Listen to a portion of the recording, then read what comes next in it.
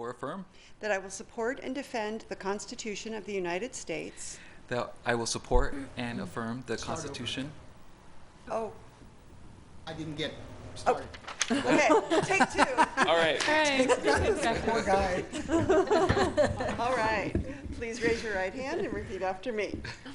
I, Miguel Guerrero, I, Miguel Guerrero, do solemnly swear or affirm do solemnly swear or affirm that I will support and defend the Constitution of the United States that I will support and affirm the Constitution of the United States and the Constitution of the State of California and the Constitution of the State of California against all enemies, foreign and domestic, against all enemies, foreign and domestic, and that I will bear true faith and allegiance and that I will bear true faith and allegiance to the Constitution of the United States to the Constitution of the United States and the Constitution of the State of California, and the Constitution of the State of California, that I take this obligation freely that I take this obligation freely without any mental reservation or purpose of evasion, without any mental reservation or purpose of evasion, and that I will well and faithfully and that I will well and faithfully discharge the duties discharge the duties upon which I am about to enter upon which I'm about to enter as a planning commissioner for the city of Emeryville. as a planning commissioner for the city of Emeryville. Great. Thank you. Thank you. You made it. Welcome aboard. Thank you. Okay.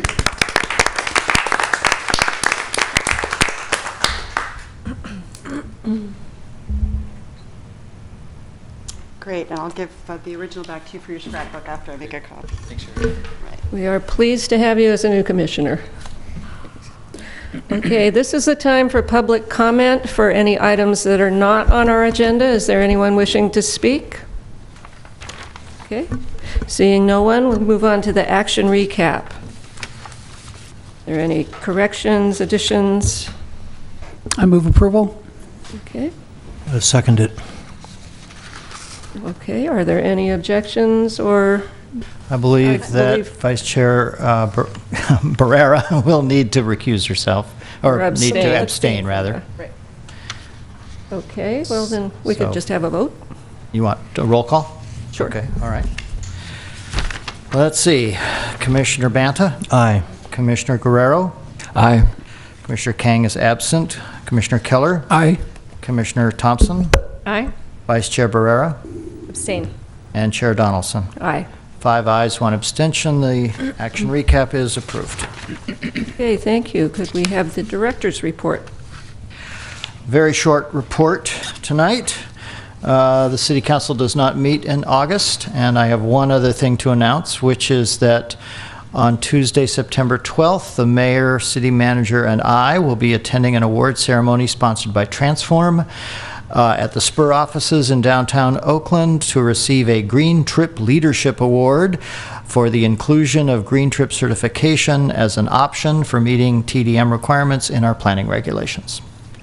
That concludes my report. I'd be happy to answer any questions. Is that a public meeting? I'm not sure, but I can check into that, forward you the information. Great. Great.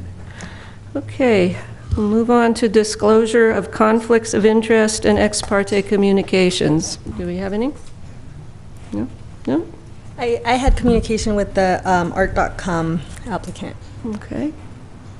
I haven't spoken with anybody this time, so. We have 3 public hearings on our agenda. The first one is the mobility cellular facilities. So could we have the staff report on that? She's going to tell me. Oh, okay. But for the antenna, you have to. I think so, yeah. So that's during that time. Okay. When they do the communications and disclosures of interest, that's when you'd say, I have to say. Good evening, Chair Donaldson, Commission members. Tonight we have one item which is divided into 2. These are the mobility applications, and there are 2 facilities that are being proposed at 2 different locations. What you have in your packet is a common staff report, but 2 resolutions and 2 sets of conditions of approval for each facility. So by way of introduction, mobility is a recognized public utility in our state, and the proposed sites has identified an area with poor network performance caused by rapidly increasing wireless data use.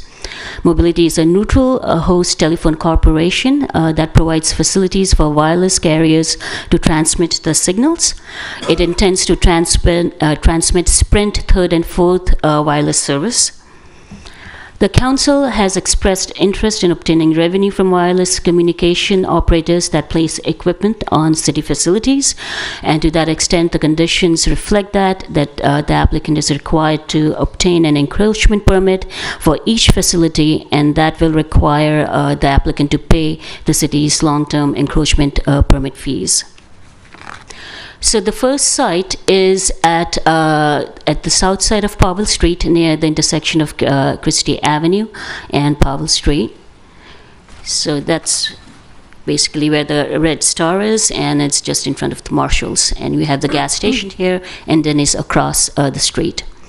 So this gives you a little bit more indication of the location. This is the existing street light, street pole, which is where the equipment is going to be going.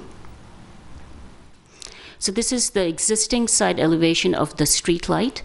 The height of the street light is about 22 feet, and the addition, and this is the proposed side elevation. So, so this addition of the antenna is an addition of 4 feet, so it will reach a height of 26 feet. In addition, on the lower side of the port, there are additional equipment that will be attached and that need to be above ground in order for the facility to operate. Other electrical sources and other equipment is, as you can see, will be undergrounded. So there will be nothing on the sidewalk in terms of equipment. These are some of the photo simulations that were prepared for this site. This is looking east from Powell Street. So this is the existing, and this is the proposed. So you see the antenna right here. This is the view looking west. Again, on your right, on your left is existing, and the proposed is on the right. This is a view looking northwest of the site, and this is the view looking southeast. The second facility is going to be located actually at the corner of Lacoste Street and 64th Street. To give you a little bit more, it's again going to be on an existing street light. If I can get this to move. Right, there you go. So this is Avenue 64 rental apartment complex, and the street light is across the street. Again, the height of the street light is the same, about 22 feet, and the equipment that will be placed is identical to the previous one. The height will increase, so it's 26 feet here, and there'll be various other equipment. In terms of electrical source, all that is going to be undergrounded, so there will be no equipment on the sidewalk. Oops.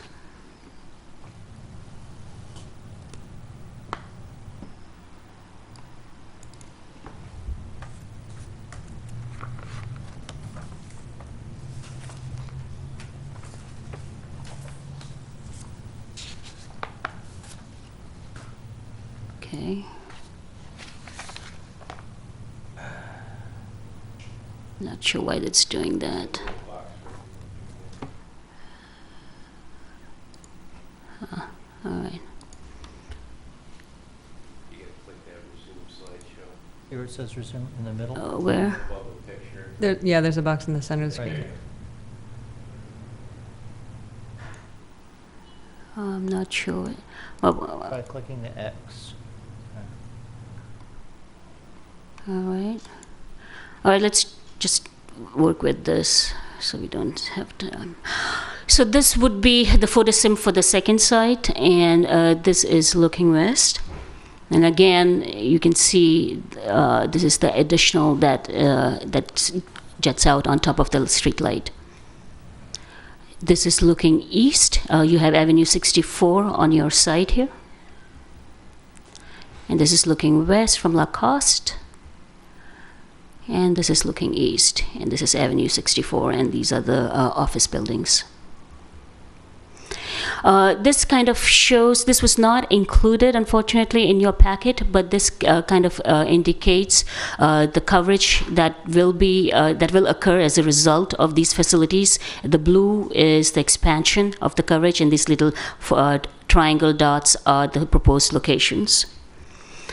There are certain bunch of findings that need to be made in order for the Commission to approve this project.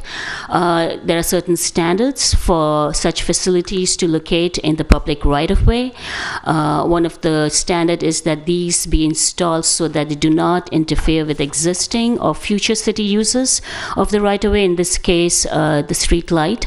The project has been reviewed by the Public Works Director, and he has not identified any conflicts currently or in the future. In addition, both the conditions of approval and the terms of encroachment permit require that these facilities to accommodate any future projects that may require changes to the light poles. The second standard is that the facilities be installed within the existing underground ducts or conduits, and that if there are any kind of utility boxes, they are installed underground. So the equipment that is above ground and on the pole, they need to be on the pole in order for the facility to work. Things like utility boxes and power units, these have been located underground. The third standard is that the overhead facilities may be installed on an existing utility poles or replacement poles if the new pole has the same or better appearance than the existing pole. This kind of does not apply since no new overhead facilities are being proposed. The fourth standard is that overhead facilities shall not be installed where a project has been implemented to review existing overhead facilities. So that's not the case. There are no overhead facilities being proposed.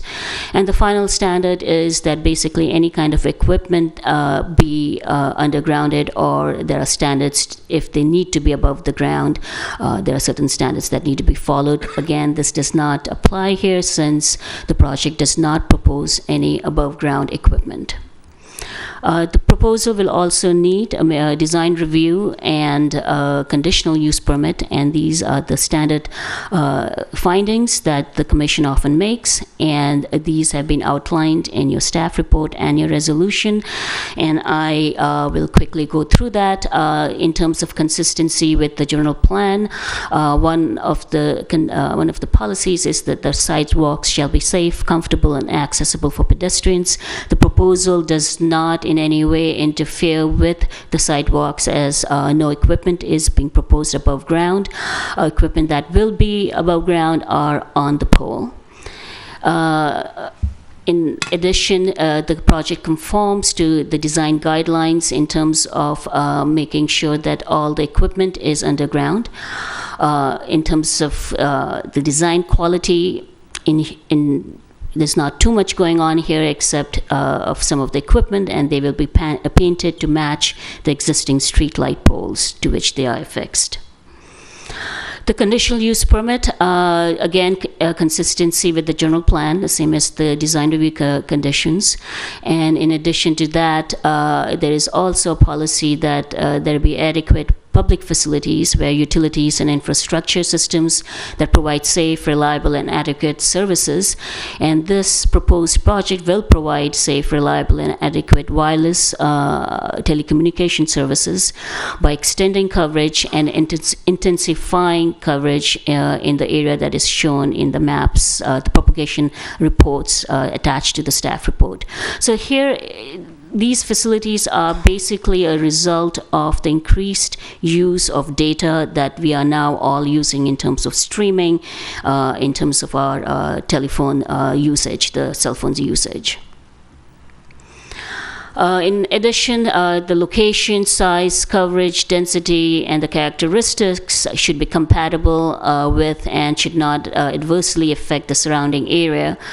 The equipment here, as noted before, is undergrounds, what can be undergrounded, and what is above ground is what is needed in order for it to operate.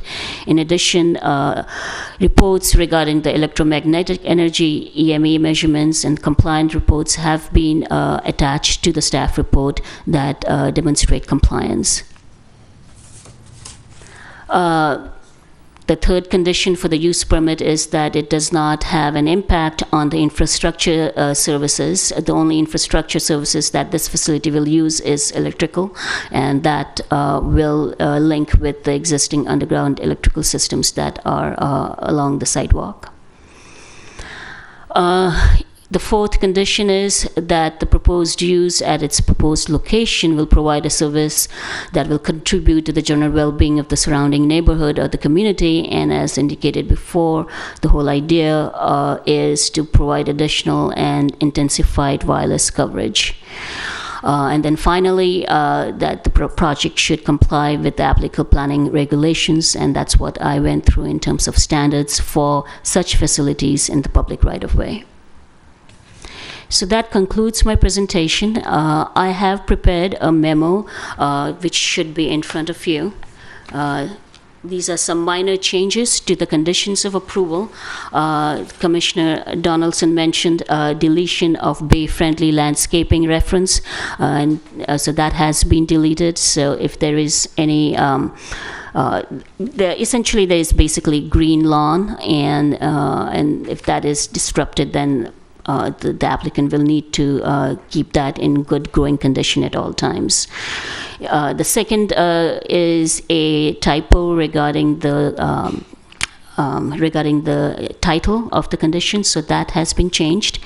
And both the facilities will require structural reports to ensure that the load of the equipment is that the pole can bear the load of the equipment, and they will provide a structural report as part of the encroachment permit. And if any upgrade is needed to the foundation of the pole or to the pole itself, then it would be the applicant's responsibility to do the upgrades. So that concludes my presentation. The applicant is here. If you have any questions, I do not believe he has a presentation. So that if you have any questions from me, I would be happy to answer. So does anyone have questions for Miru? I don't know if this is for you or for the applicant, but if you know it. So I was just wondering about the disruption associated with undergrounding of this. Do they have a schedule? Is there a sense of how long it would take, what they would be doing in terms of tearing up the sidewalk or replacing? In terms of timeline, how much time it would take? Yeah, just schedule and then just a general sense of the disruption that it causes. I don't have the timeline of the construction schedule. Like I'd mentioned, the project was reviewed by the Public Works engineers, and they did not seem to indicate that this would cause any disruption that would not be able to be attended to.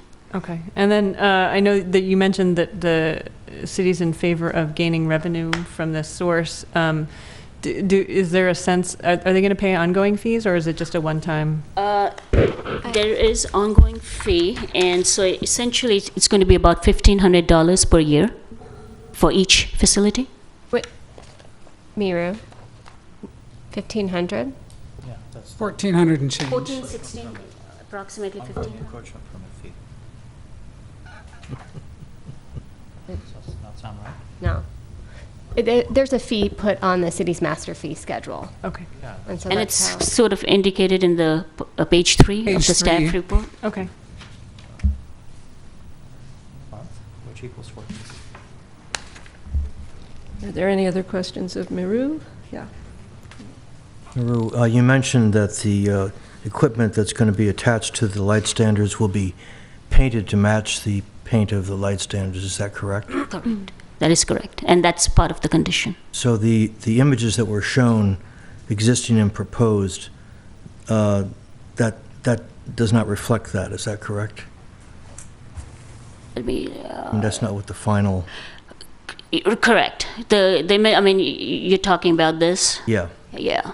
So the plans indicate that they will be matched. So the plans ultimately are the last word. Okay. These are photo simulations. And then you may not know the answer to this, but the applicant may be able to answer it.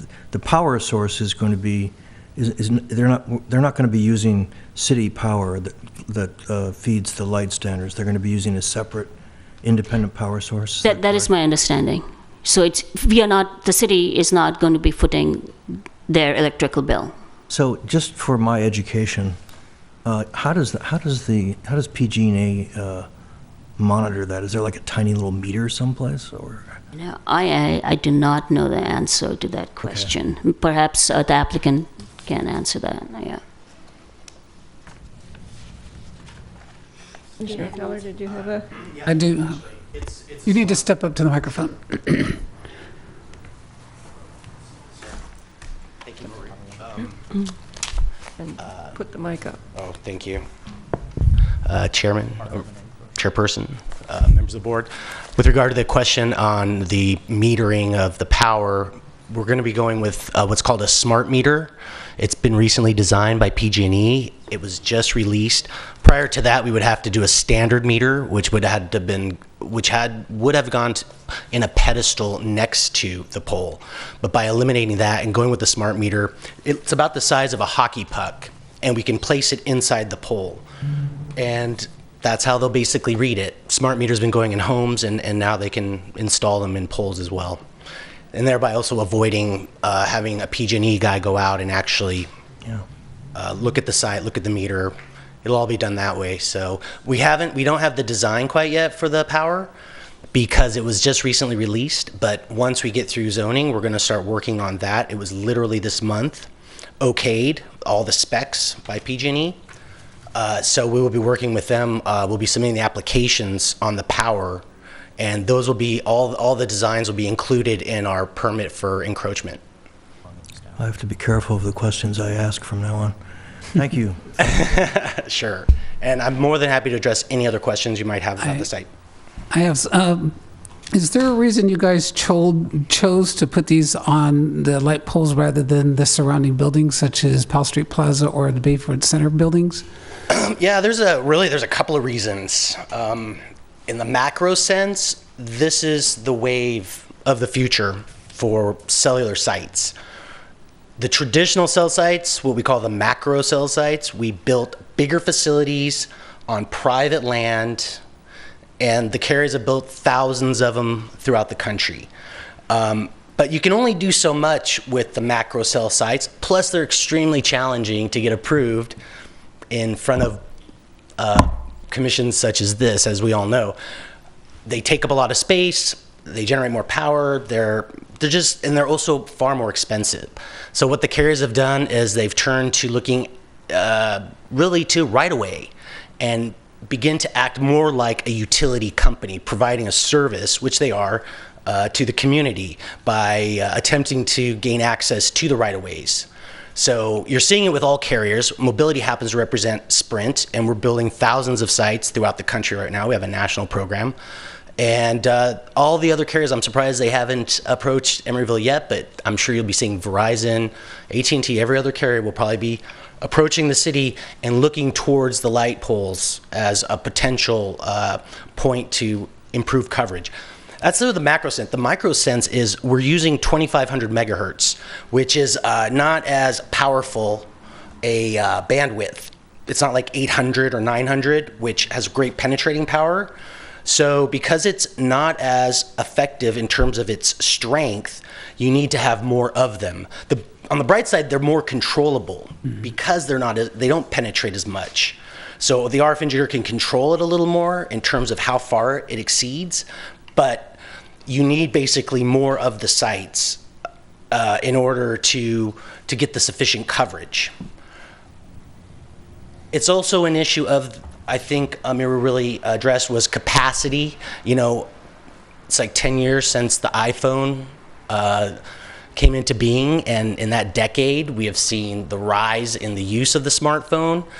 It seems even in emergency situations, everybody is blowing up their phones on social media and trying to contact friends and family, and the systems literally cannot handle everybody on these systems at the same time. And so the last 10 years, the goal has been to come up with ways to improve the coverage. And we can't rely on existing sites.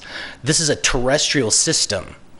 So it's land-based, and each site needs to be connected to a hard line, right? And so we have to reuse the bandwidth at each site. Like if one site can cover 100 people, If we put one right next to it, we can then double the capacity of usage. That's about the simplest way I could describe the reuse of bandwidth, but that's a really important component to this project as well. Thank you. You're welcome. I hope I have a couple of questions. Sure. One, so everything that's on the pole right now, it's shown on the pole, needs to be above ground.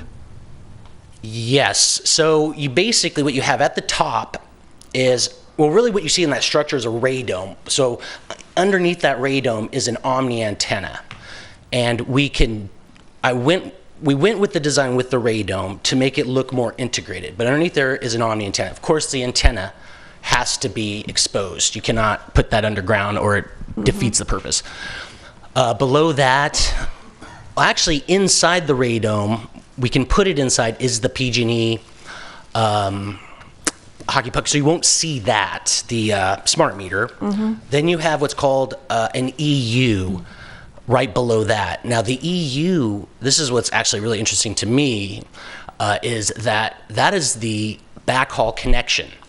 Rather than bringing fiber optics to the site, which a lot of carriers have to do, that EU will actually communicate with the existing Sprint sites in the area using the 2500 megahertz and actually make that backhaul connection so that we don't need to excavate further and bring fiber optics to the site.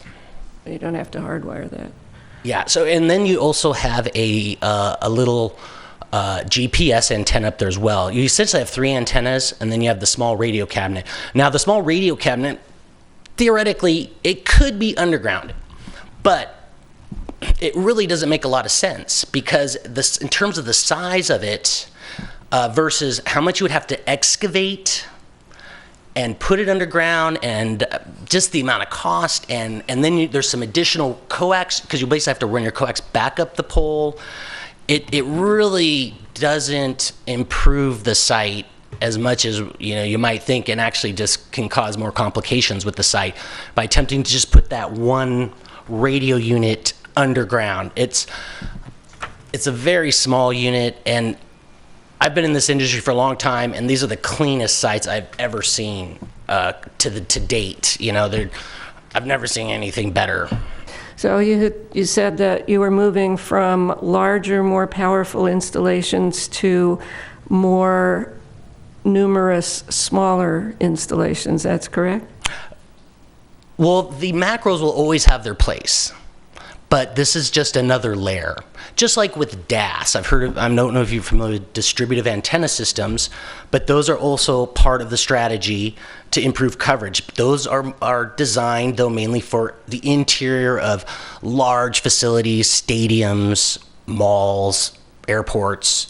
So they'll put in antennas inside of the building to provide that coverage.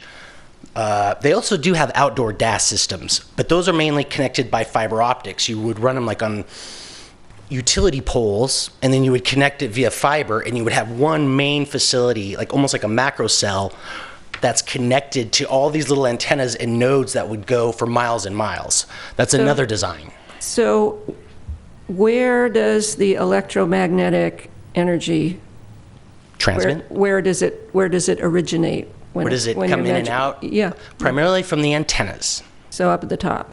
At the top. That's correct. I was correct. looking at the reports, and one of them was measuring it at ground level, and one of them was measuring 6 feet up. Is there a reason for that? Yeah, I looked into that actually, and I talked to the RF engineer. So essentially, if you look at the dates on the reports, the first report was made, I believe, in June of 2016. And the other report was done sometime later. Yeah. Now, within that time, we changed basically the model of how we were mathematically evaluating these sites for safety. The first one, it says at ground level, right? So which means, I don't know, if you're laying on the ground, right, that would be your exposure level. The other one is at 6 feet. So if a 6 foot tall person was walking by it, that would be exposure level. But what I can say is both reports are compliant within the 5% requirement of maximum exposure limits. They're well within it. I think at 6 feet, it was just a little over 3%, almost 3.8. and at ground level it was at 0.2%. The maximum exposure limit is at 5%, and you don't get to that level unless you're about 4 feet away from the antenna at a vertical or horizontal placement. Okay, so you literally, it's like we're talking about waves, right, in the air, invisible waves. And it's like throwing a pebble in the water, and that first hit of the water, you get the biggest wave. Okay. But over time, it diminishes, and it quite substantially. Okay. Within 4 feet, it goes way below 5%, and then just keeps dropping after that. Okay, thanks. Are there any other questions for the applicant? I have a question. So it looks like the actual antenna is inside of a case, correct? Yes, it's a radome. Shroud? Exactly. We call it a shroud, a radome, lots of different terms for them. Do other antennas fit inside of the shroud? No, just the Omni, and we can put the smart meter there too. So this casing would only fit the one Omni antenna for Sprint that's being proposed today? That's correct, because if we can't really put the EU in there. Well, let me back up. It could be done, but it's going to be a much larger radome. We're going to need more space because we can't have those two antennas so really in proximity of each other, because it can cause problems with the equipment, with the interface.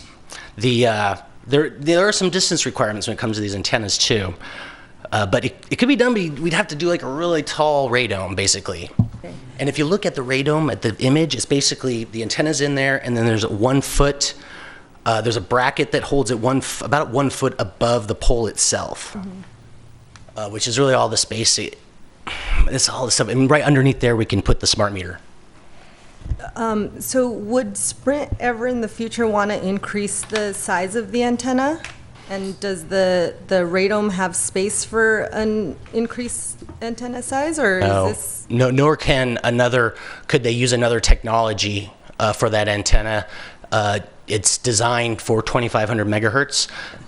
Sprint has, I think they own 800, a portion of 800 megahertz, 1,200 megahertz, which is the PCS, and the 2,500 megahertz. And they could not operate 800 or 1,200 at that facility. It's purely designed for 2,500 high-speed data transmission. Okay, thank you. Welcome. I have some questions myself. Okay, can you talk a bit about the lifespan of this antenna? The lifespan? This could potentially, just in my experience, a cell site could last years, decades. Will it? I don't know. It's all going to be contingent on as technology evolves. And what I would say is, if something came up with this site where they wanted to improve it, add a new technology to it, then, as with most jurisdictions that I have dealt with, there would be a requirement for us to return and speak to the city regarding any changes we would make. What we're looking for is what we propose today, and if there are any substantial changes that we would want to make to that site, we would present them to the city for review. And in this area, the reception for other services is pretty bad. Would this antenna interfere with other frequencies from different services? No, not at all. Not at all. Interference has a lot to do with distance between the antennas. So if there's a co-location, say for example, and we do a study, we look at, okay, AT&T has this, they want these antennas, Sprint wants these antennas, and then we look at how far apart that these antennas have to be from each other in order for the whole system to operate. For example, because T-Mobile and Sprint, have a lot of common frequencies that they use, they have to be the furthest apart because they tend to interfere with each other. But in isolation and a pole there with the distances around it, there could be no cause for any sort of fear of interference with another frequency. I couldn't see it. But then I'm not an engineer. But just in my experience. Thank you. You're welcome. So I would just ask you the same question about the installation and the undergrounding. Do you know the process? Do you know if it causes disruption? The undergrounding? Yeah, in terms of placing things underground. I mean, do they have to tear up the sidewalk, or is it? Oh, we would have to. We would definitely have to excavate, and we would probably I've looked at the specs on a couple of the different vaults, and they're fairly substantial in size. And then, of course, we would have to require some sort of access hatch to it. I think actually, in some ways, undergrounding this stuff would be more it would take up more public right of way than really what's necessary, because the size of the vault is going to be substantially, it's not just going to be a little cubby. It's going So that was if you would underground everything. We can't is what really you're saying. underground Okay, everything. so no, yeah. but I was asking specifically about the portion that you are undergrounding, because you have a. I'm sorry. Yeah, primarily the utilities, just the electrical connection, which we're going to have to do our walk with PG&E. But if it's a positive walk, we're going to be able to rely on a lot of existing conduit and chases and be able to run it through that. If not, if we're going to have to trench to get to power something, we're going to have to cross that bridge when we get to it. But we just haven't filed the application yet with PG&E. Okay, thank you. I do have a question of staff. Thank you. And I don't know if this would be for Maru or for Andrea, but I'm specifically referring to the conditions of approval, item 4AB, item 3 that was changed, and I don't have a question on the change, but it's just the wording. I'm seeing, the word the applicant shall agree to cooperate. What I'm not seeing in here that concerns me is that there is no financial responsibility of the city if there is a movement or loss of this conveyance. So if we have to remove this for whatever reason, unforeknown at this current time, I would like to see language in there that it is not our financial responsibility in any way, that if this has to go away, if it has to go onto a new conveyance or something like that, I'm concerned that they're going to say, oh, you're doing this for your purpose or your reason, so you have to pay for this. And I'd want to see our protection. There will be that protection, but it's actually in the city standard encroachment agreement. Okay. So one of the conditions requires that the applicant enter into the city standard encroachment agreement, and Miru has shared a copy of that with the applicant. We're actually going to go with a slightly different version, but it's incorporating all the city standard provisions. The encroachment agreement requires the applicant to post a performance bond.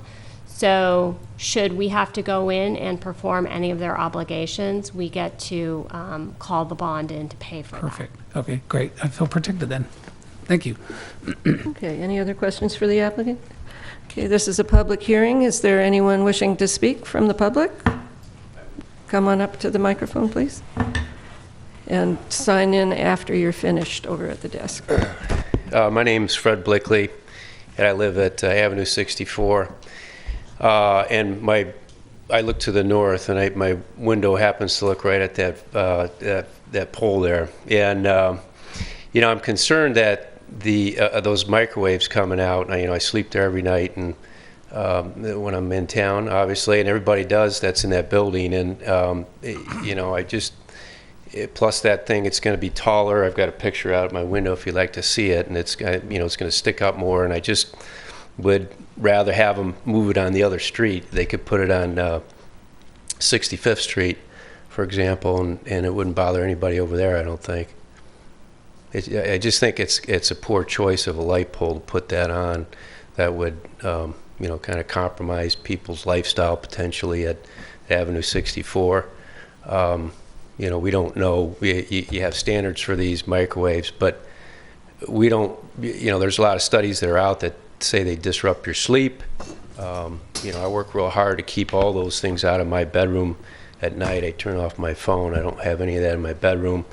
And I think that, we're learning that those things aren't that great for our brains, and particularly at night when you're sleeping. This thing's, it's going to be right across the street if it goes forward. So, could you just consider moving it to another light pole further away from the apartment that's not going to, compromise that for the people there, and be something else sticking in our view as we look out our windows there.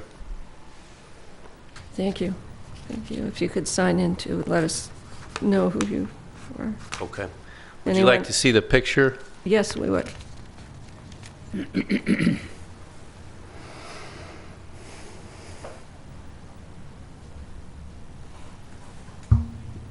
Yeah, okay. Yeah, we could show it along there.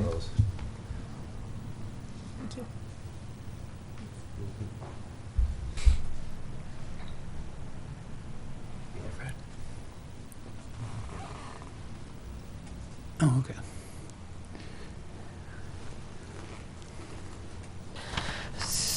Anyone else wishing to speak on this item? Okay, I will close the public hearing, but I do have another question for the applicant, if you'd care to come back up.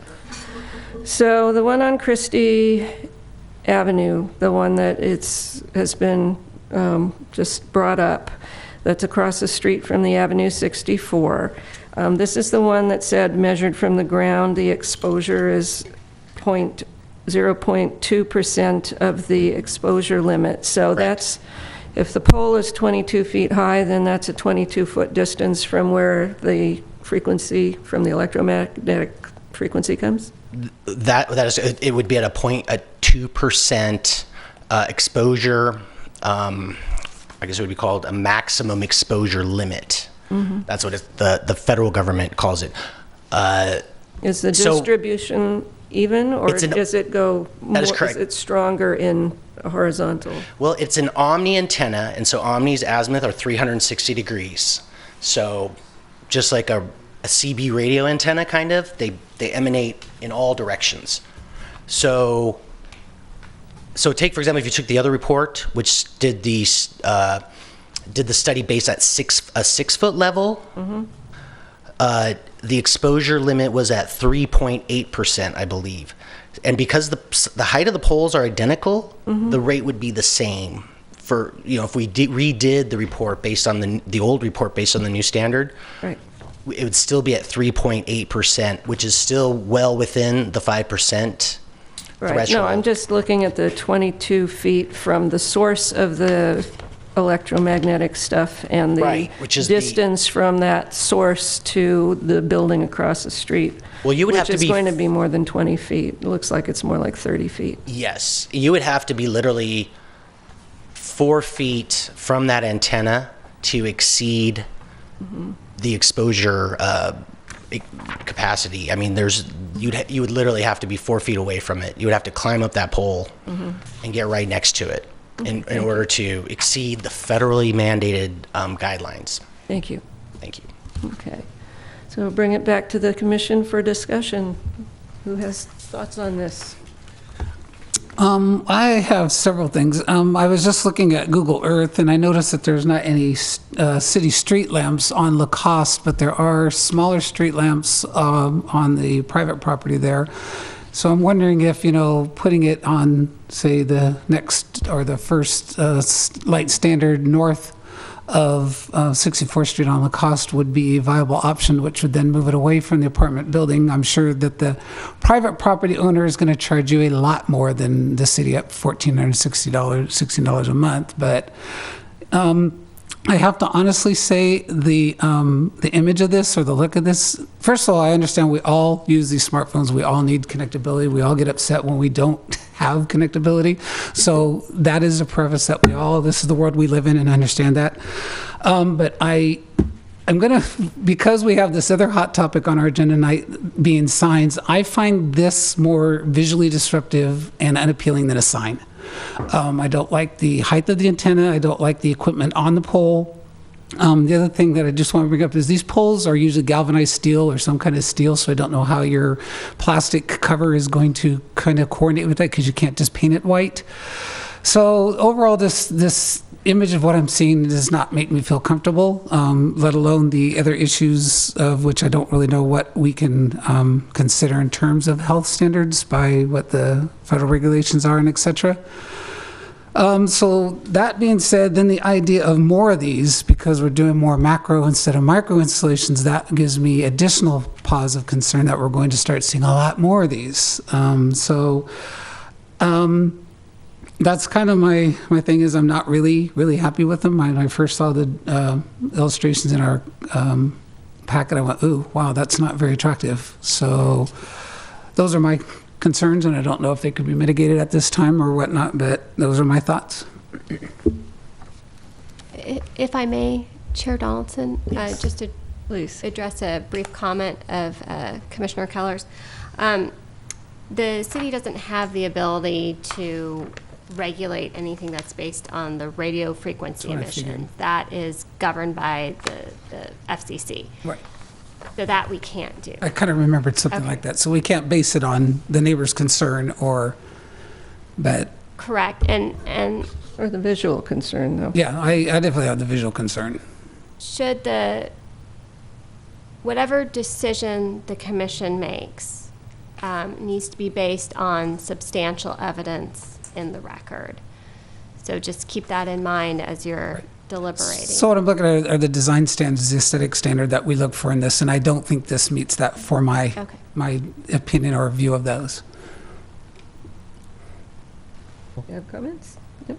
So I guess my question is for staff, were other locations, alternative locations proposed and considered in this application?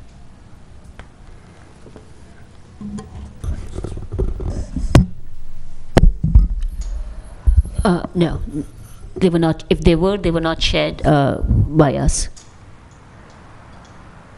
Okay, then my next question would be for the applicant. If the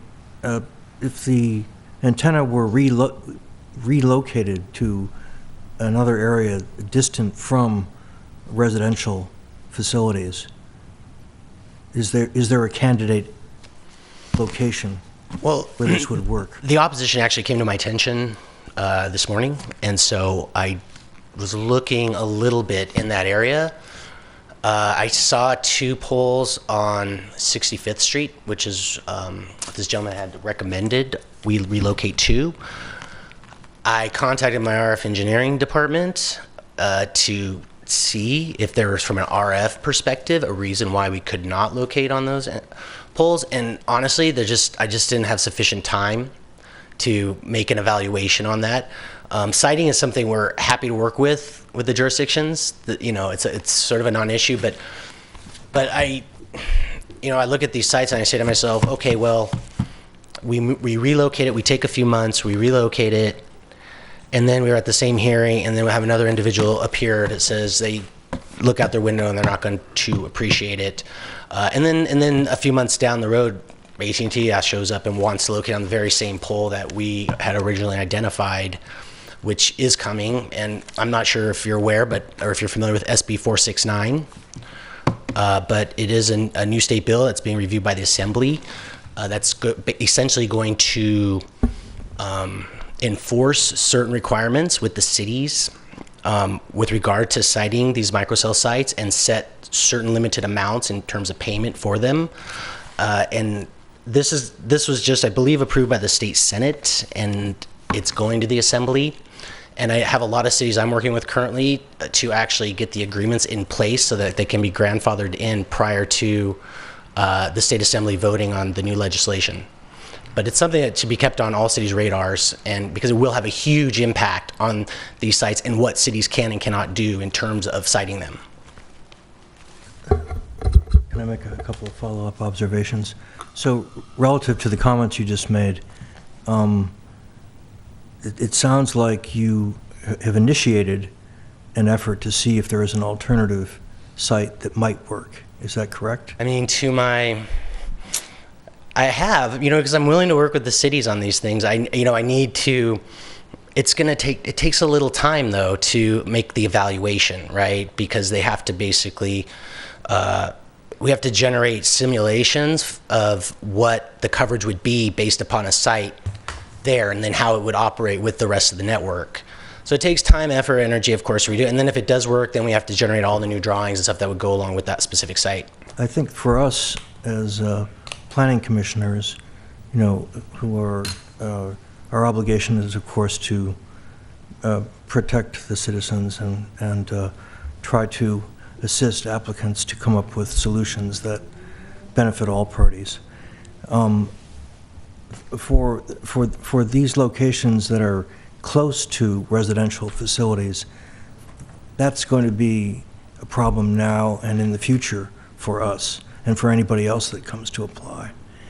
So the applicant who was able to find those areas that do not inspire that kind of problem, even though the problem, I mean, I'm not a scientist or an engineer, so I really don't know how dangerous these things are.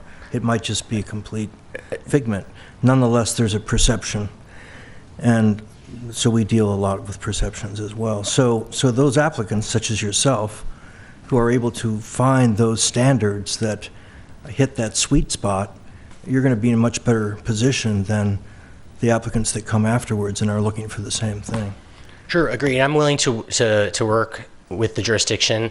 If we're speaking, I think the other site, we're definitely in a commercial zone. I haven't seen any opposition to that site.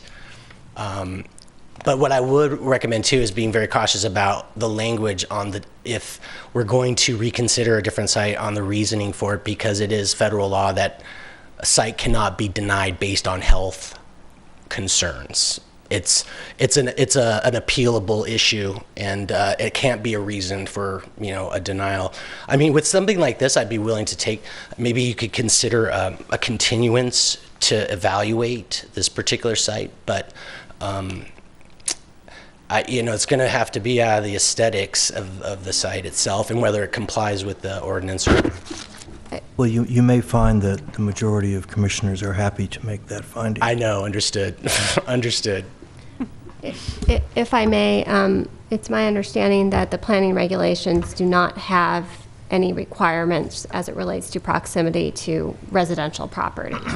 And we do need to ensure that we're following the city's regulations as it relates to design review and as it relates specifically to the telecommunications, and that there is, as it relates to the radiation frequency, we cannot base our decision on that.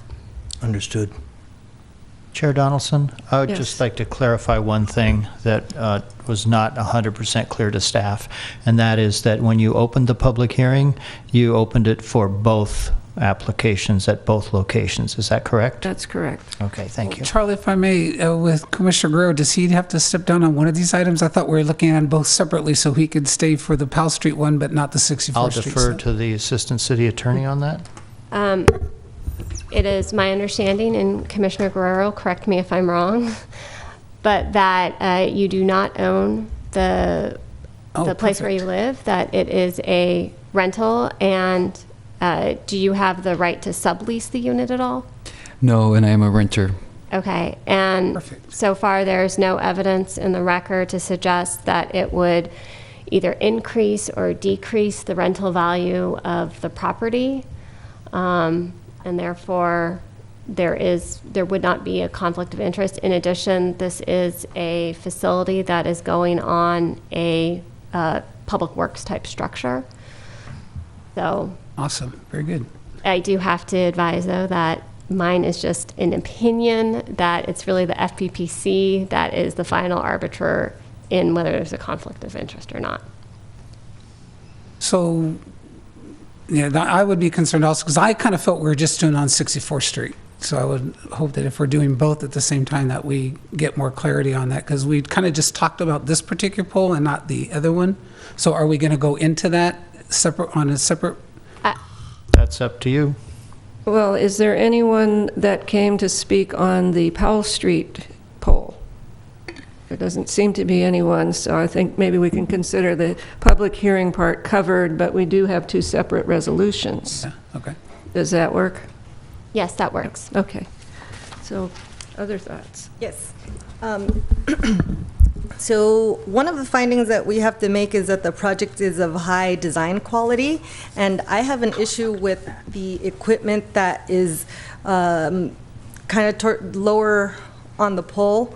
I think the shroud for the antenna is a pretty good design. You know, it's sleek and it's neat looking, but I think that the equipment underneath that is pretty unsightly, and if we are going to get several more of these in the city, I don't think that I can, or with this one that we're looking at here today, I don't think that I can make the finding that it's of high design quality. So I'm wondering if there are options for a different kind of casing that can be put over that equipment, or perhaps condense it a little bit more so that... We do have casing that we could add to it. That's what we did in the city of San Francisco. I actually think it looks bulkier, personally, all painted to match, but it does sort of cover the equipment. Does it really integrate it? I guess it does. What I can say, though, is this design is... The equipment is smaller and sleeker than any other carrier you'll see. Any other, like the Verizon stuff, everything is going to be substantially larger. This is the smallest equipment on the market.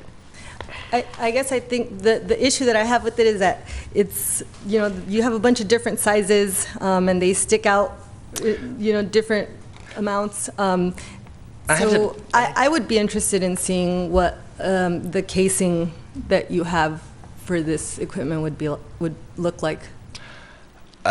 Sure. I mean, now. I mean, I have a catalog. I literally have a catalog. We have something called. I was thinking the underground thing. We have something called the Atherton design, where we actually have a cupola at the bottom, and the radio cabinets are inside of that. What we went with here is what we're calling the Sacramento design more, where we have sites up there that are basically going to be put in place almost identical to this. The San Francisco design is very close to this, only it has the additional coverers, and which, by the way, I think we have over 100 sites approved in San Francisco as of now, and God, it's taken forever. But they've been kind of flipping and flopping on what kind of coverage they would like. Oh, and the question regarding the to your point about the shroud on the top, it's actually made of fiberglass. Because it has to penetrate, the frequency has to penetrate through. It's not plastic. And they actually integrate quite nicely, especially because we'll probably end up painting the entire pole at the same time we paint the shroud. But it would be the only pole in the neighborhood painted. I'm sorry? It would be the only pole in the neighborhood painted. All the rest would still be steel. Well, they're going to be all that sort of Aluminum metallic gray. Okay. They're all. So We're not going to paint it a different color. You'd paint everything the metallic gray? Whatever the city wishes to be, whatever's consistent with the city, colors of their light poles will match it. Standards are not painted. They're not painted, they're aluminum. So you got to make this shroud look like aluminum, in my opinion. Because if you paint the pole to match the shroud, then it's the only pole painted like that. All the other poles in the neighborhood are aluminum. Sure, understood. You probably thought this was going to be easy, didn't you? No, I really didn't. He's been through a lot of them. Yeah, I mean, it's been a while since I've actually been to one, but yeah, I've been to some. At least there's nobody here with a tin foil hat on or anything, so I'm feeling pretty good. Okay. Commissioner Barrera, do you have other questions? No, that was my only question and concern that I have. That I think that maybe we can work on the design of all of that equipment to case it somehow to make it look a little bit neater. Sure, maybe I can work with staff, or I don't know how we would, work with the commission or with staff, but I have an entire catalog of things and options on these things. Commissioner Thompson, did you have?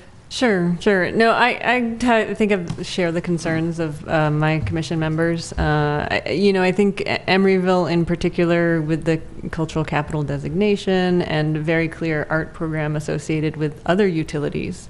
So we have the yellow boxes with the art on it. That the idea of sort of hiding this, that it's going to be very utilitarian, that it has many pieces and parts, is fairly inconsistent with how, the city's been moving towards, sort of making a commentary out of this change. And this is a cultural change to smartphones everywhere, antennas everywhere. Definitely. No question about it. It's, it's a rapid speed, 10 years, Sure. and we can't live without them, apparently.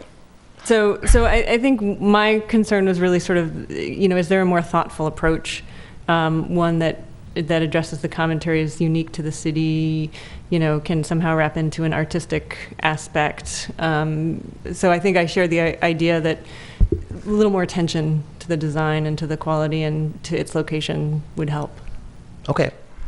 Anyway, if there are no more questions for the applicant, I share the concerns. I think that the idea of more and more of these cluttered poles popping up all over the city is kind of disturbing, and I think we need a design solution to it so that it doesn't look so horrible. I would move to continue the matter to have the applicant look at the situation on 65th Street and come back with something that is an improved design that doesn't look so cluttered on the pole, because I think it's going to be, the idea of that all over the city is really unappealing. So I would move that. And I would kind of agree with that, because you keep referring that these are going to come back to us from other carriers. And the thing is, this is going to set precedent. If they understand that we demanded this of you, they're going to come to us prepared to meet those demands. That, it's not a health standard. It's really kind of getting to be an aesthetic standard, which is the design guidelines. Understood. I'm dealing with all the cities. I mean, almost like we should have a study session on the polls and everything before, because now we have to send him away and come back again, which is what a study session is. Yeah. So I made a motion for a continuation. I would second that. Chair Donaldson, question. Is this only pertaining to the one on 64th Street, or does that? No, it's both. It's both. They both have that cluttered. So okay. So the direction of the applicant is for 64th Street is to consider relocating it to 65th or somewhere else, and for both is to look at the aesthetics. Yes. All right. And I would second that, because the resident that did come up say, it is right in his view shed, and he didn't find it very appealing. So I think that kind of goes to the fact that this is a design aesthetic issue as well. So did you want to vote on that motion to continue? Yes. All right, so that was moved by Chair Donaldson and seconded by Commissioner Keller to continue this to a future meeting. Commissioner Banta? Aye. Commissioner Guerrero? Aye. Commissioner Keller? Aye. Commissioner Thompson? Aye. Vice Chair Barrera? Aye. And Chair Donaldson? Aye. 6 ayes. The application is continued. All right, thank you. I'll take a continuation over denial any day of the week, so appreciate it. Thanks for your patience. Thank you. Okay, the next item is the Avalon Public Market signs. Maybe we'll have an Emeryville option in his catalog. We could have a really nice. Yeah, I was going to say. I've let it do some in my house already. The reason I brought that up is because it feels like you should have been recused or denied. That would be a reason to appeal. Yes, I wanted to tell you. All right, good evening, Commission, Commissioners. So I'll be presenting on the Avalon Public Market signs. I do have a materials board here that you saw last time, but I'm happy to pass it around to you again.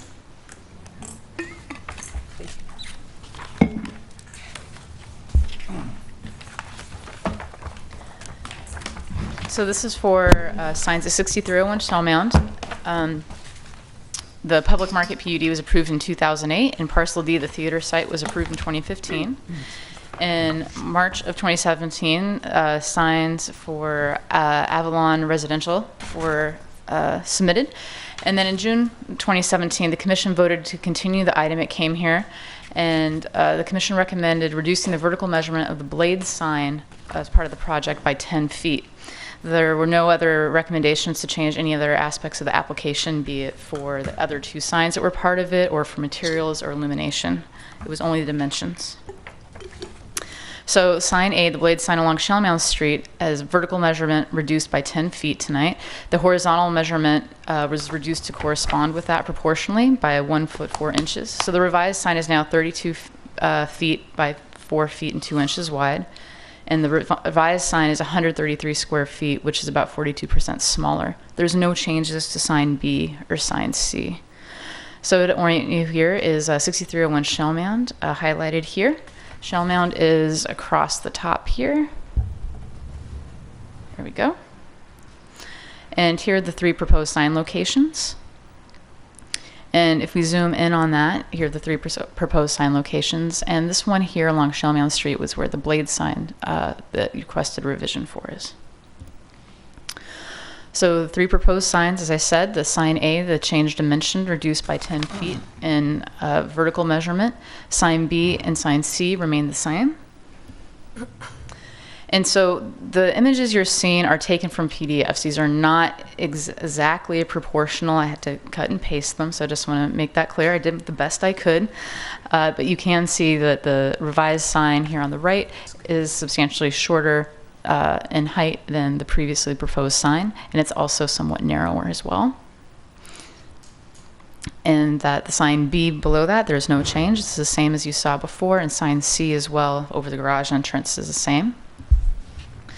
So backing up a little bit, you can see that the dimension between the bottom of the sign and the ground is the same.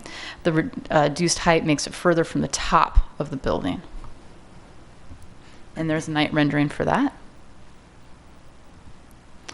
And then here's a previous rendering that you saw last time from the building, and it's showing the sign, the blade sign here, as well as a sign over the main entrance. And then revised, smaller sign, and then the sign over the main entrance as well.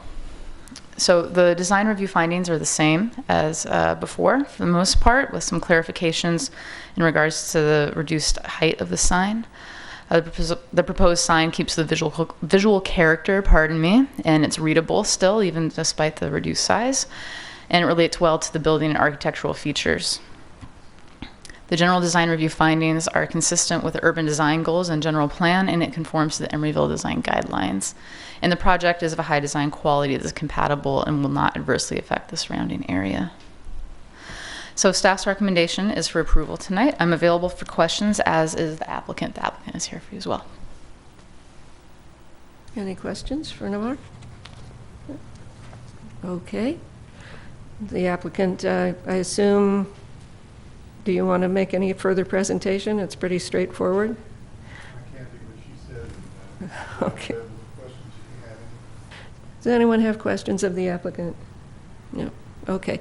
It's a public hearing. I will open the public hearing. If there's anybody wishing to speak on this.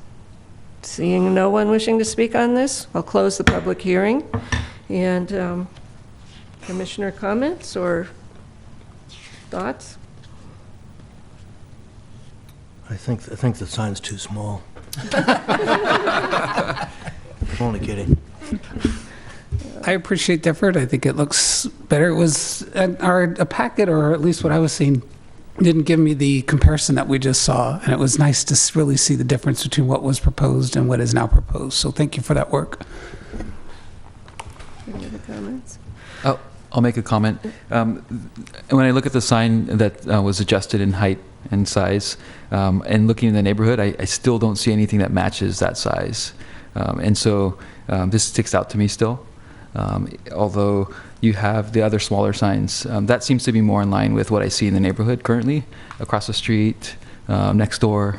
And so the sign although you made changes to it, still doesn't feel as though it fits into the neighborhood. One comment is that I too sort of had that same reaction to the fact that this is sort of a unique blade sign on a residential property, and that's something that we discussed last time.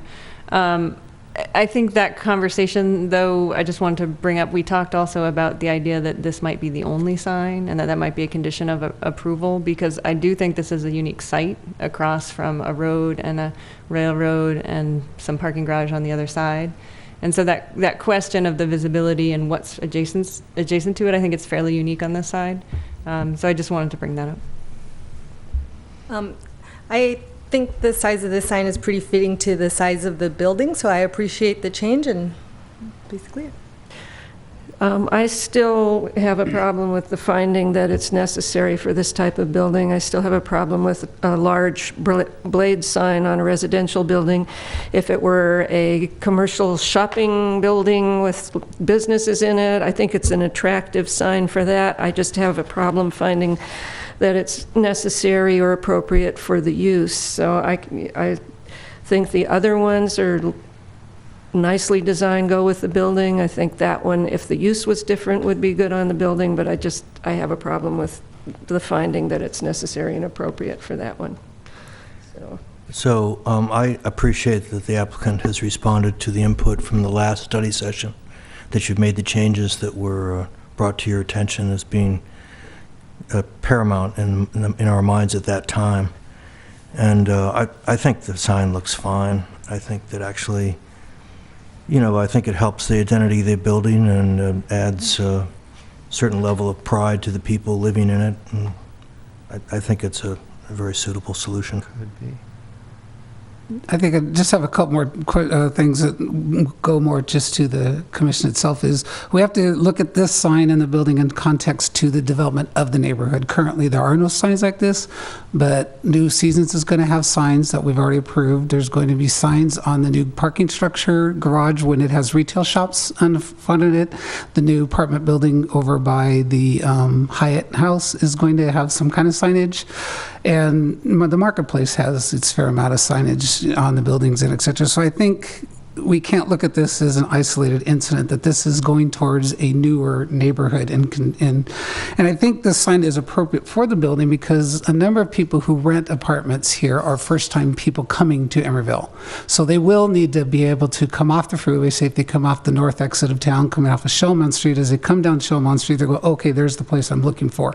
And again, to me, signs we know they're all advertising, et cetera, but what I see them as, and as a person who walks in town a lot, is wayfinding. We have a lot of traffic issues, and my experience with traffic issues are people trying to find places.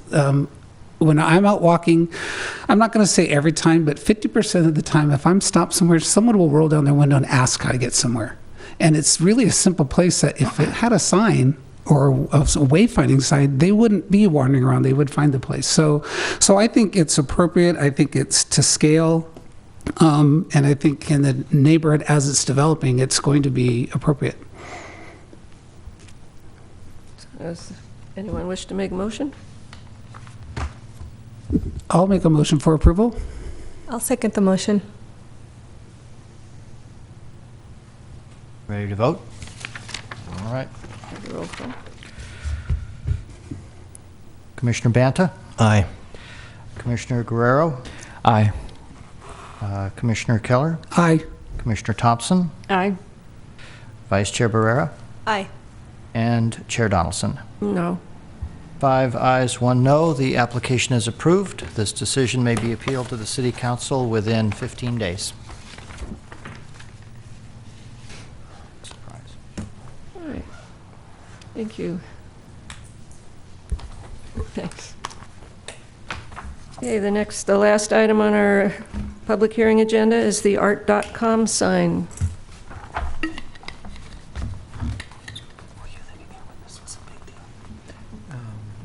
Yes. The Avalon face Question. Avalon is going to have another. It's appropriate. I think it's good. Not that I see. The one here. Hello again, Commissioners. So I do have a signboard here from the applicant, which you probably don't want me to pass around, but here's a lovely sample for you. Also at the dais, and there's some copies for the public as well, there's additional information on dimmer switches and illumination methods. So there's some technical information there for you. The applicant's team is here tonight also. They would like to address the commission after I'm done. So we're looking at 2100 Powell Street. For background, the original art.com sign was approved in 2011. And in 2012, the art.com sign, there were some approval changes to make it all capital letters and change the sign size slightly from the original approval. In 2012, there were residential complaints about the brightness of the sign. In response to that, the approval was amended to limit the sign colors and brightness of the sign. Or the signs, and different regulations were applied to the north side and the south side. The proposal before you tonight is to remove the existing LED pucks, is what they're called, from both signs, and to replace these pucks with LED modules. The LED modules are not capable of changing colors as the current LED pucks are. It's white color only, and they're dimmable. So for comparison, the existing size and location of the signs are not proposed to change whatsoever. The existing signs are limited in the conditions of approval because they're able to change somewhat infinitely, is my understanding, to 7 colors during the day, and the north sign can only be a gold color at night. The proposed sign is more of a standard sign type. It has only white LEDs and a white acrylic face to it. So the illumination, as I said, would be changing from LED pucks to LED modules behind a white acrylic face. And for dimming, the current sign is capable of dimming, but the new sign functions differently. Instead of being an exposed LED, it's behind the acrylic face, so it's somewhat diffused. In addition, we now have conditions of approval that are standard for illuminated signs. You've seen them before, I believe, many times, saying that dimmer switch shall be installed as part of all illuminated sign installations, and the sign shall be dimmed to the satisfaction of the Director of Community Development if the Director determines the illumination to be too bright. So the site location is here. The 80 freeway is to the east. And let's see here. There's the bay is both to the north and west. And there's Chevy's right there. So for sign visibility, the north sign is visible to about half or maybe more of the residents at Pacific Park Plaza, and also north on the freeway to 80, and also south towards the Bay Bridge. So here we have on the left side of the screen the LED pucks that are supposed to be removed, and you can see how they fill up the letter T here in this example. And again, those are exposed directly. There's nothing to diffuse the face of those LED lights, so it's a direct exposure. What's proposed is what you see on many signs now, where the LEDs are slightly different modules that are similar to the sign here, with these little guys here, not these big pucks. And it's behind an acrylic face. So the one here on the left is exposed, and the one on the right here is not directly exposed, it's diffused. And it would be behind this type of acrylic material here. So here's photos of existing signs. You can see that puck technology, these little dots on the sign, and what's proposed would just be that solid face. And here's a rendering. So you can see it in context. As I said, the size of the sign is proposed to be exactly the same as is the existing location. So for major design review, the size and location is appropriate for the building type, and there's no changes to that. And it's a high-rise identification sign, which are used to identify tenants or primary users of buildings. The proposed signs are no larger than necessary. The commission, at the time that this was approved in 2011, found that the signs were compatible with the size and scale of the building, and the proposed signs comply with the planning regulations and design principles and are consistent with the visual character of the area. None of the other signs out on the peninsula are able to change colors, and so this will actually be making the art.com sign more consistent with the other signs in the area. The sign will be readable from distance, appropriately so, and it will relate well to the building's architectural features. The white will contrast with the green tint behind it. For design review findings, it's consistent with the urban design goals and the general plan, and it's also consistent with Emeryville design guidelines. And the project is of a high design quality that's compatible and will not adversely I'm going to try that one more time. Design quality that is compatible with and will not adversely affect the surrounding area. And I think I went backwards there. I did. There we go. So staff's recommendation is for approval tonight, and as I said, the applicant would very much like to have a presentation for you this evening. Any questions for Navarre? I have one question. Yeah. On page 4 of the staff report, it's talking about that this is necessary to make the sign more readable. Is that just because it wasn't working before? Yeah, so that's in regards to, thank you for bringing that up. There's been a lot of technical difficulties with the sign, so this will make it be more readable in the fact that it should not break as often. And we do have the maintenance person here from art.com, so I'm sure they'd be happy to answer any questions that you have about maintenance over the past years with the sign. I actually have a question for staff. Did staff get a lot of complaints about the color changing with the previous sign? I was not here at that time, but I'm sure our director would be happy to go into that in much detail. Oh, yeah. Well, we have a resident of Pacific Park Plaza here who can tell you all about that. But as it had a rather tortured history in 2012, we actually went through a revocation process. We had a big hearing about that. We had a number of hearings about it. The dilemma was that in the original approval, for some reason, we were all kind of asleep at the switch staff and the commission, and I think we all kind of can share responsibility for this, that nobody thought about putting in a condition of approval that required the sign to be dimmable, even though we had put that condition in many other signs. This one didn't have that condition. So when the sign first went in, it was really blinding. I mean, it was so bright that we got comments not just from Pacific Park Plaza, we got comments from all kinds of people saying, what is that huge bright sign on top of that building? You could see it for miles. So it became evident right away that it was too bright. And it was when the people in Pacific Park Plaza started to complain about it that we had to scratch our heads and say, well, they're totally conforming to their conditions of approval. What can we hang our hats on? And we realized that, well, they're not really, because there was a provision in the conditions, a standard condition that's in all your approvals, that says that they must comply with all provisions of the municipal code, all provisions of the planning regulations. And there's a provision in the planning regulations that says that signs cannot be so bright that they cast glare into residential properties or whatever, something like that. So we said, well, you're violating that. And that was enough to launch the revocation process. And those of you who were on the commission at the time remember, we never want to go through that again. It was painful. So it sounds like the complaints were more regarding the brightness of the sign rather than the color, right? Well, it was both.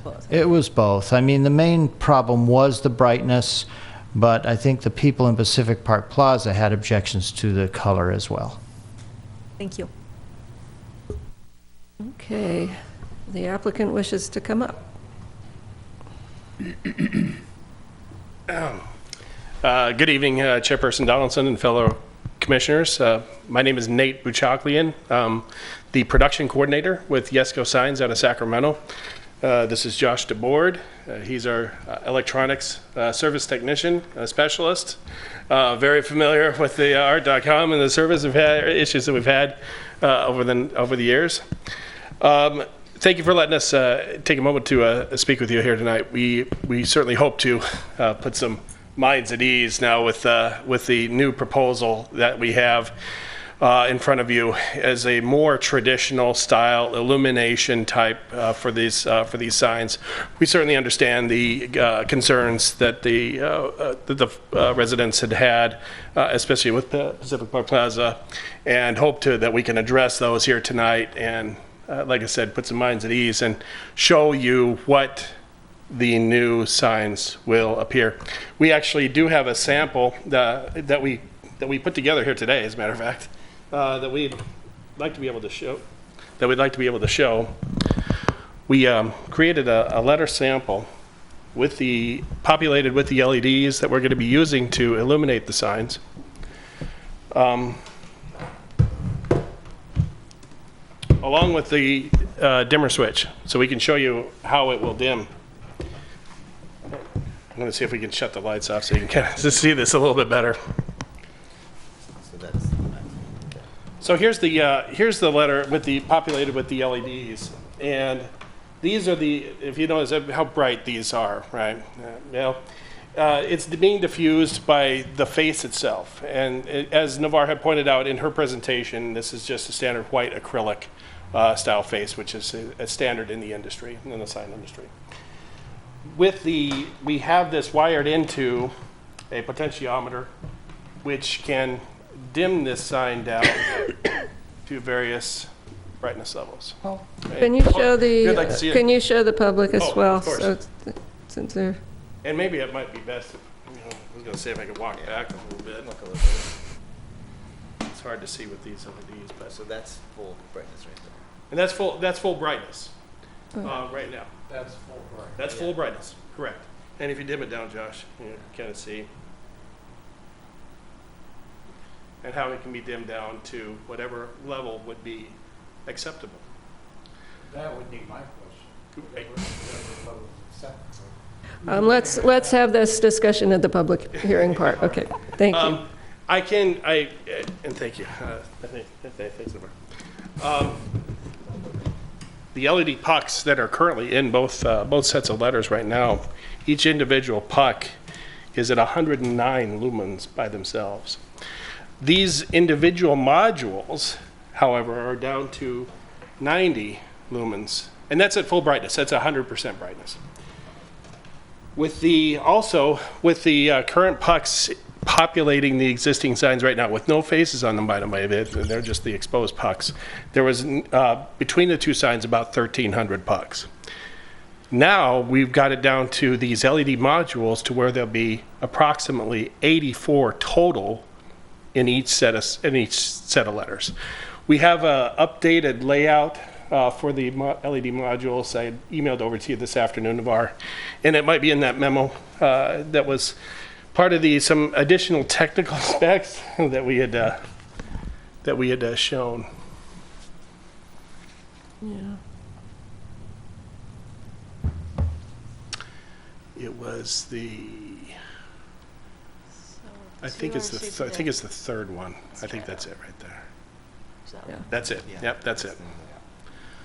So we have an updated layout for the LED modules themselves that we got from our LED supplier. As a matter of fact, here late last night, was able to email it to Navar here this morning. So this will be showing how the LED modules themselves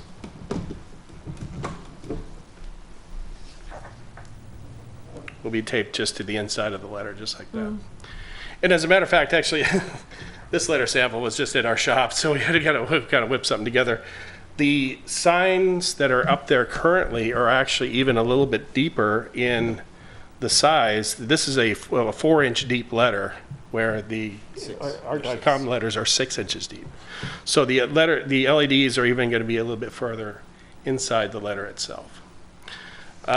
So these, like I said, they'll be fully dimmable in a couple of different manners. This is the manual setting. This is the manual style. We got some information, a little bit of information on some auto dimming capability. This is a fairly new technology with auto dimming. They have some switches now that have a built-in light sensor. We're not that familiar with those yet. The manual control seems to be the best that can be just adjusted itself. And I know it is as a now condition of approval for illuminated signs, especially within the city of Emeryville. Maybe a certainly viable option. Josh can certainly talk about the service of the existing pucks that we've had over the years. Well, one of the issues that we've been facing is the moisture on the north side of the building. The color changing components, I'm not very happy with that. And the way that the puck system works, it's sort of like Christmas lights. If one goes down, the rest of it follows behind. So I've spent many days out there chasing down individual pucks to find issues. This would eliminate a lot of the service, would bring like regular illumination to the sign and not a guess as is it going to work today, is it not going to work, which would be a lot better for art.com, be better for Yesco. Having the consistent light, I think, would, if you stare at something for a long time, you tend to ignore it after a while. So I'm thinking that with all the changes and color changes, it just makes the sign more obvious. If it's on all the time, you're not going to notice it as much. It's one of the things I think about. And the color white's being proposed is a more standard, traditional color for viewing, and it gives great viewability and readability at night. One other point I want to make too is the lumen output per square foot right now of the current signs is about 385 lumens per square foot, roughly. The new proposed LEDs is about half that. We're about 180 to about 200 lumens per square foot. So it cuts that down nearly in half, not only being dimmable as well, it's being diffused by the acrylic faces. And that's at a 1 foot viewing distance. And that's at a 1 foot, yeah, that's at a 1 foot viewing distance, by the way. Thank you. And there's much greater energy savings on top of it, which is better for art.com as well. So with that, if you have any further questions, we're going to be able to answer. Anyone have questions for the applicants? I actually don't have them for the applicant, so if you want to go ahead and go. Yeah, I do. ask This staff is something. this is part of my continuing education. So you're showing this sign, and apparently the sign is pretty much flush with the outer envelope of the building, correct? That's correct, yes. So, I'm sorry, what is your name, sir? My name's Josh DeBoer. Josh, Yeah. so you're in charge of maintenance? Yes. So how do you get out there and reach up to the T, the top of the T, for example? Well, there's multiple ways to approach the sign. There's a swing stage that the building provides that we have to be certified to use, which requires a 4-man crew. For the lower letters, I can reach those from behind. The structure is, I can secure myself to that with a normal harness I would wear, you know, for any sort of basket or lift. And I secure to the actual letter set and reach around and grab those. Excuse me. For the upper level, we would secure a ladder and a second man and ascend the ladder to reach those. But for the very top, you have to use a swing stage. Well, it sounds pretty dramatic. Yeah, same kind of thing. You just don't look down. You look at what you're doing with your hands and keep going. So the sign, the sample that you showed here is kind of like sort of like a shoebox, right? It's got a body and a top. Correct. So is the new addition that you're going to do, is that going to have the same condition of a top that with sides on it, white sides that fit over, a black body? It's an L, like an L bracket secured face. Oh, on the inside, yeah. Yeah. So. But You need to be close to the microphone. Oh, sorry. Oh, I'm sorry. Yeah, you both need to. Yeah. Go ahead. To answer your question, yeah, there's an L bracket that kind of secures the face up in the inside of this of the letter face itself that we'll be putting on. We're not making any adjustments size-wise to the existing signs because we're all going to be doing the work in the field. But yes, it's secured on the inside of the letter. Great, thank you. I just had a question for Charlie. The master sign program for this area basically states that white letters are what is approved into the master sign program. Is it the size of these that brings us to us, or is there some reason that this is out of conformance with the master sign program for that area? Yes, the master sign program does not include this building. Oh, it does include this building. This is owned by a different entity than owns the other high-rise office towers out there. Okay. So that master sign program only applies to those other buildings, not to this building. Thank you. Any other questions? Did you contact the residents of PPP? Were they notified? We were notified through a public notification. Navarre had sent out that notification. Okay. Yes, so all the residents of PPP were notified as part of the standard notification process for this. As anytime there's something to do with signs at this location, all of PPP is notified. Okay, thank you. I don't have any other questions. One quick comment, we got Commissioner Banta. You asked about serviceability, especially with the current pucks. We've been up there so many times. Going to the more traditional style LED lighting will cut that drastically down, and to the point where if we have any service issues, if we have anything to replace, primarily would be like a power supply, or if the dimmer switch happened to go out. But which those are serviceable from behind. So there won't be anything aesthetically in front of the letters or on the side of the letters. You won't see any of those switches. They'll be back behind. Thank you. Okay. I will open the public hearing on this. Is there anyone from the public wishing to speak? Okay. Come forward and sign in after you're done. Good evening, Planning Commissioners, and thank you for the opportunity to speak with you tonight about the art.com sign. My name is Paul Gerhardt, and I live at Pacific Park Plaza since 1989.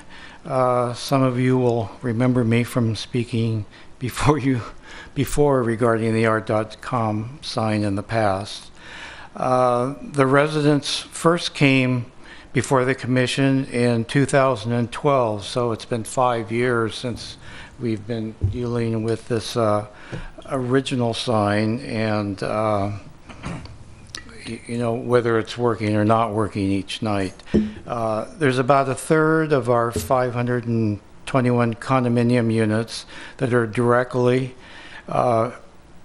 affected by the North Art.com sign because we are directly across the highway and we have a full frontal view of the north front sign.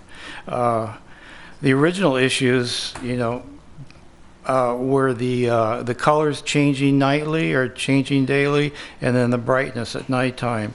So as three of you here, and will probably remember, we eventually were able to work out the issues with the north sign, and we had some problems last year, and Sam Kane, who's not here tonight, though, stepped in and he helped work out some of the reliability and the communications between Art.com and Pacific Park Plaza. And I wanted to thank Sam Kane personally tonight because that was a little above and beyond, I think, the normal responsibilities. So now that we're changing the sign again, we're rightfully concerned because we have the sample, but we can't really see it till it's up and until we see it out of our units at nighttime. I mean, this all looks good, and I feel good about it so far. But our biggest concern now that we're not changing colors is going to be the dimming at nighttime, and we've been explained that they're dimmable, but my questions are who's going to dim it and how much is it going to be dimmed? Because I think in the past 5 years it's been dimmed automatically by a computer, even though that has failed quite often. And Pacific Park Plaza and Art.com agreed on a certain level of dimming at nighttime. So who's going to be responsible for the level of dimming, and is it going to be automatic or done manually? So that's another big question that we have. Okay, typically we limit it to 3 minutes, but I believe you're speaking for a number of people at PPP, so I'll let you wrap up. Okay, Yeah, thank you. So we hope that we can incorporate the dimming level that we have now and have it reliable either by a computer and not just by somebody trying to remember before they go home at night, because that doesn't seem to work. Maybe those questions could be answered tonight since we have two of the people here. They probably can answer those questions. And I think if it's dimmable automatic and it's no brighter than what we have now at nighttime, and if it's a little less than that, that would even be more preferable. I think you won't see a big group of people from Pacific Park Plaza here again anymore. So I just want to conclude by saying, we all learned a lot last time when the sign went up. The Planning Commission, Art.com, and the residents at Pacific Park Plaza. So hopefully, that this time around it'll be a little bit easier for all of us to figure this out. So, we don't go through this again. It can just be much cleaner, quicker, and easier for everybody. That's our intent. So, right. sure. So my two questions, if they can answer them, who's going to dim it, and basically how much is it going to be dimmed? Okay, thank you. Thank you very much. Thank you. Is there anyone else wishing to speak on this? No? Okay, close the public hearing. Would like to ask the applicants to come back and talk about what your plan is for dimming. And I do want to say that the conditions of approval that are being proposed are that it's the director of the Charlie Bryant, the Community Development Department director, would be the person who, if there's a problem with the brightness, would be the one who would say it needs to come down. So the level you would work out directly with the city if there's a problem. But could you talk a bit to what your plan is? The manual dimming would be incorporated with the astronomical time clock for day and night. So we would set the brightness once and then use the time clock for on and off. The automated, the dimmable would be work in the same way the photocell would. So it would come on when, it would be in line with the LEDs, but it would come on when it got to dusk. So you could have two choices, either you set your times or you use the existing daylight. Right now, the computer is set for a sunrise sunset timetable, so that'd be similar to the time clock that we would propose. Okay. So can I ask some questions? So how do you determine the illumination level? I think one of the things we talked about with art.com was once it was installed would be do our own light meter reading once it's all been in place, and then adjust from there to whatever the requirements would need to be. Well, so maybe, Charlie, you need to get involved in this conversation. Well, yes, I think my approach would be, assuming you approve it with the condition that we've proposed, would be to just see how it goes, and if we get complaints, then I'll deal with it. And what I probably would do would be to ask Mr. Gerhardt or whoever else it was who was complaining to join me in observing the sign at night, and hopefully have the YESCO or art.com folks over at the building, and they can adjust it, you know, brighter, less bright, till we have it at a point where it's acceptable. And then we would ask them to like take their Sharpie and put a little mark on the knob or whatever to indicate that's the acceptable level. Probably more high-tech than that, but some way memorialize what that acceptable level is, and then have it be set at that level at night. Now, one question I had was, if you go with the light sensor approach where it automatically dims at night, can you set the level that it dims to? Yeah, you'd still have to use a manual setting at some point within, Okay. you have to program that sensor. What I was going to say, if we could determine what the acceptable level is, and then set it so that it automatically dims to that level when it gets dark. Right, and I'm actually less in favor of that, because if that goes out, then it's going to go all the way back to a bright. Well, whatever works. But regardless of regardless of whether you're calling it manual setting or automatic setting, there doesn't have to be someone there turning it on and turning it off. Correct. It all, once it's put into place, it would all be done by computer or dial, or, you know. And the nice thing about having this condition of approval in there is that I'm the one who has to deal with it. Right. You all don't have to deal with it. So Charlie, just I to, move approval right. so just a point of information. So are the current illumination levels, as far as you know, acceptable to the residents of Pacific Park Plaza? We haven't heard any complaints. I haven't had any complaints for a long time. The complaints have come when there have been malfunctions. Okay. When it's been the wrong color, or suddenly it got real bright or something. But as long as they were complying with the conditions that were imposed back in November of 2012, I think it's been okay. So is your approach going to be to take a photometric reading of the current acceptable illumination levels, and then take another reading once you replace the sign to try to come as close to that as possible? Yeah, we or have a light less? meter that we can certainly do those tests with. I think that would be an excellent idea. All right. Well, just like you said, Director, you field the calls, so does Josh. I'm sure you do. Frankly, I prefer you field them, but. Okay, any other questions? Yeah. I just, for maybe a point of clarification or understanding, so with the candlefoot, more or less, power that we're looking at, of what you're going to, can you make a comparison to the new lights at 100% to the current lights at the dimmable level they are tonight? Or is the new one at 100% going to be 50% brighter than they are at night, or is that hard to say? They certainly won't be any brighter than what's there currently. Well, currently, I believe it's at 5%. Is it dimmed down to 5%? Yeah, Isn't that it's right? At night. 5% at Dimmed night. down to 5%. Yeah. So with the lights dimmed down at 5% now, what is the candlefoot power that is being displayed compared to what the new one would be at 100%? are we looking at something at 50% brighter? Because I think if people knew what it's like at night, we all know what it's like at night. Right. So if we say, okay, well, if this sign isn't even dimmed, it's only going to be 5% brighter than it is currently at night or something. Well, the potential is half of what the existing one is. So if it's 5%, then it would be 10%. We would start at 10% at night for these. Okay. You can't really tell unless you do Yeah. the photometric And testing. Yeah. photometric would be. Well, just for people who don't understand that, if they just know that at night, if this thing were at 100% at night, it's only going to be 10% brighter than it is currently at night. And that would say, okay, if we dim this down to 50%, then it's going to be dimmer.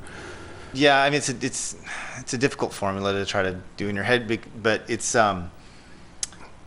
during the day it's set at 90%. So currently it's at 90% brightness, which is still, this is half of that. Right. At its full At its potential. brightest. Yeah. Right. So that's kind of the illustration I'm trying to get to people, is that even at its brightest, it's going to be half of what it is now. Right. Right. And what do you dim it down to, say, from 90% to what, 5% at night? Yeah, we would do whatever would be acceptable to. Yeah. So we would start at 10% and see where that ends up, and if we need to go lower, then we will. Okay. But that would be our starting point. So I think doing the photometer, if you can just hit that same quantity of light, then we'll think we'll avoid any problems. All right, thank you. Motion on this? Or any other questions or discussion?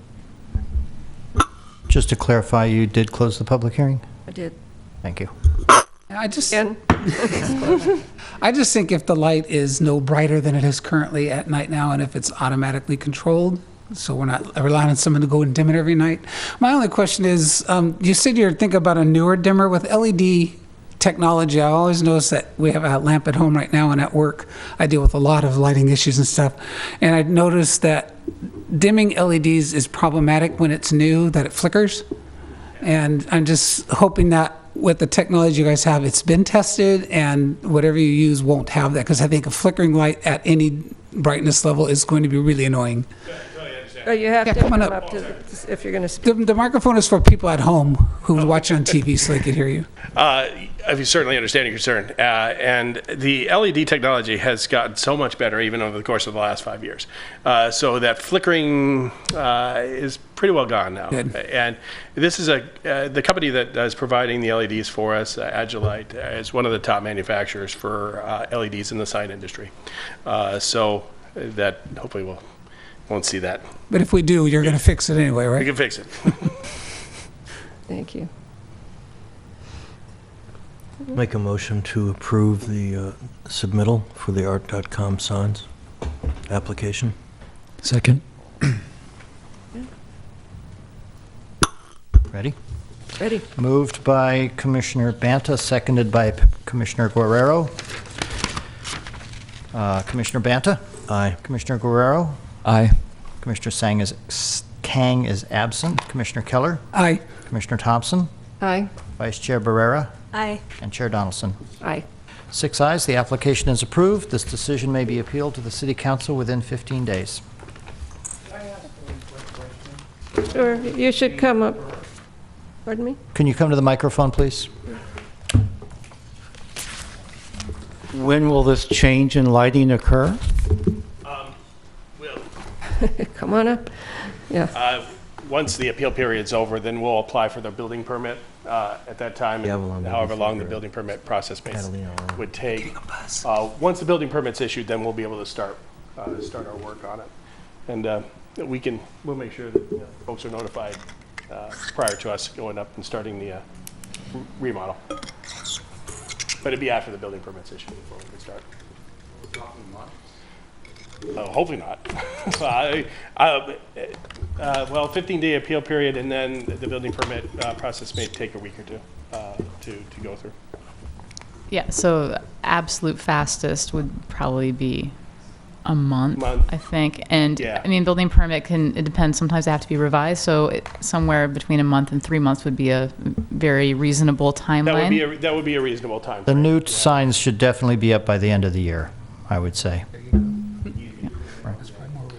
It would probably be over the course of a few days for us to retrofit, because we're pulling out all the existing pucks out of both sets of letters. And Chair Donaldson, could I Yes. suggest that they take their conversation outside? That would be good. We Thank you. appreciate it, and I do want to say I appreciate that you brought the light box in, because it's really hard to understand what it's going to look like when you have a flat piece of paper with white letters on it. It's really not representative of what's going to be up there, so that was very helpful.